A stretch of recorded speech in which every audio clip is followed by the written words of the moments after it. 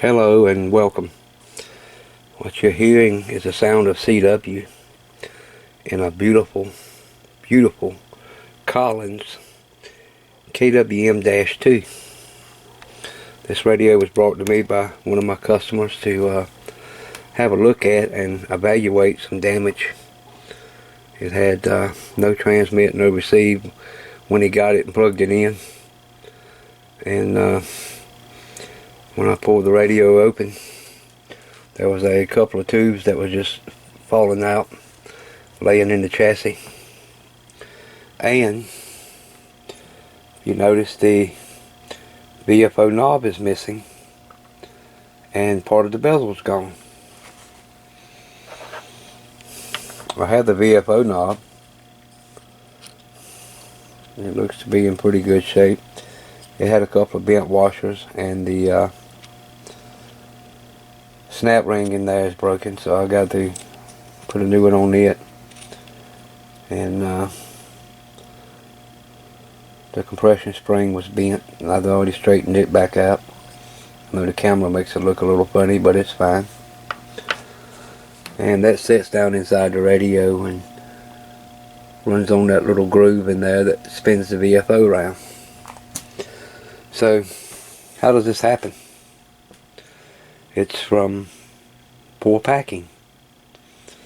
The radio was put in a box with some papers, taped up, and sent out the door.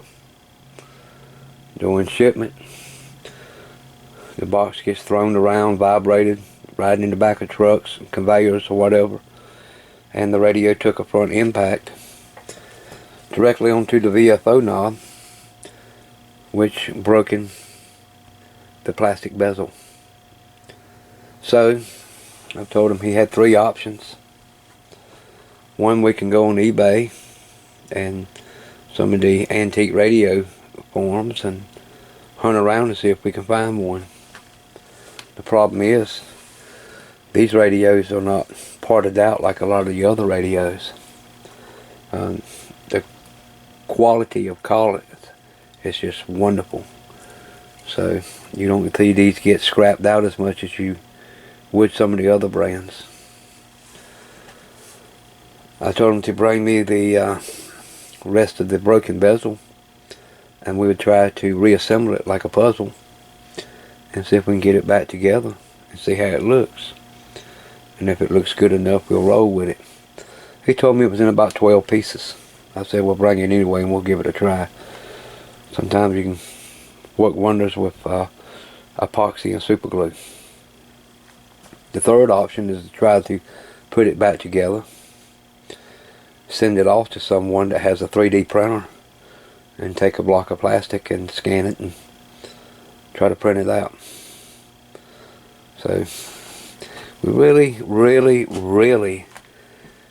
need to think about the way we pack these things and ship them out.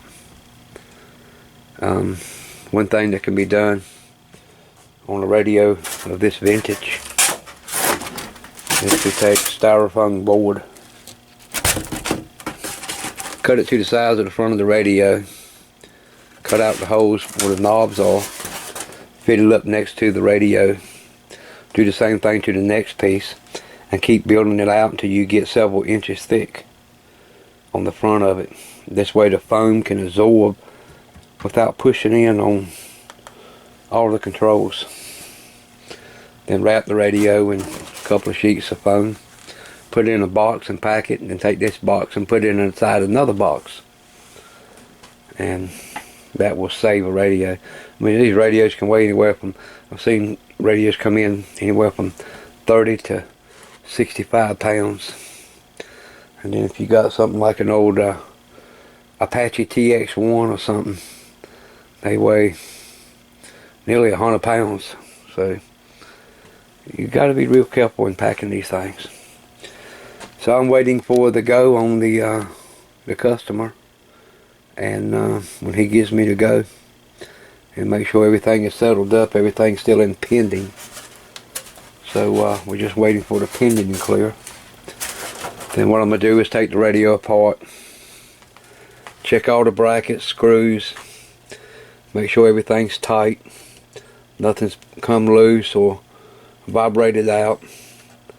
Make sure there's no stress cracks in the chassis. Pull the power supply off the back, and check the mounting of the transformer. Check the filter caps. Make sure everything looks good. And hopefully we can bring this thing back to its original state. I've already checked the transmitter, and the transmitter puts out a full 100 watts.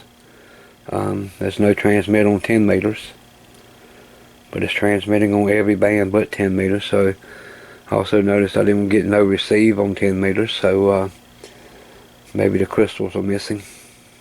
I'll have to check that out and see. The S-meter light is not working. Notice the dial light is dim on one side, so we got to look at the positioning of that, and they have moved around during shipping. And also I found the VFO dial is about 7 kilocycles off from the original frequency. So we'll have to figure out what happened there and align it back up. Give the old girl a good check out, and she'll probably make a nice rig for someone here in the near future.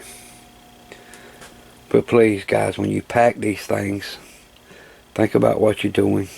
If you're not sure how to do it, get with another ham or someone that's used to doing this, that's seen the nightmares. They can tell you about all the stories of how things look. When I purchased my Syncor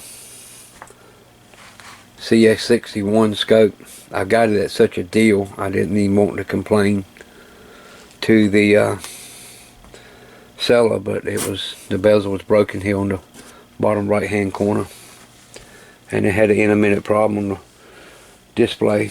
The traces would move up and down, but I finally fixed it. So and it was due to poor packing. So yeah, think about it. You've got to protect these things. You can't trust these people that's got your baby in their hands. Because I mean, this is a very, very, very nice radio. I like the old Collins gear. It's some good quality stuff. Very nice sounding receivers. Anyway, I just wanted to share this with you. Just a little quick video.